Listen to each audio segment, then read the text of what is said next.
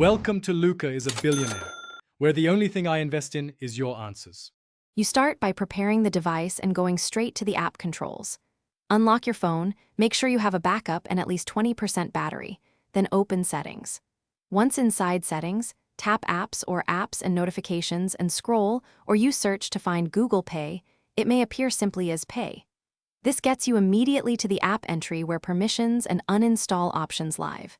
Do this first so you can act without interruption. Once you're on the Google Pay app page, start by muting the app. Tap Notifications and turn off or minimize alerts so it stops interrupting you. Next, go to Permissions and revoke sensitive access like location, camera, or contacts to prevent background use. If your goal is to remove local account traces, choose Storage and tap Clear Data. This logs you out and deletes cached info. Make sure you understand clearing data removes. Finally, ensure Google Pay is not set as your default tap-to-pay app. Go to Settings, Default Apps, then Tap and Pay and switch to None or another service.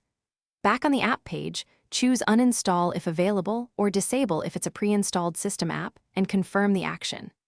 If things go wrong, sign out of your Google account, restart the device, and try again.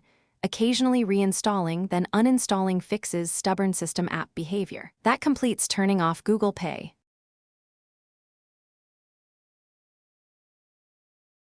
Thanks for watching and please subscribe. It's the best investment you'll ever make.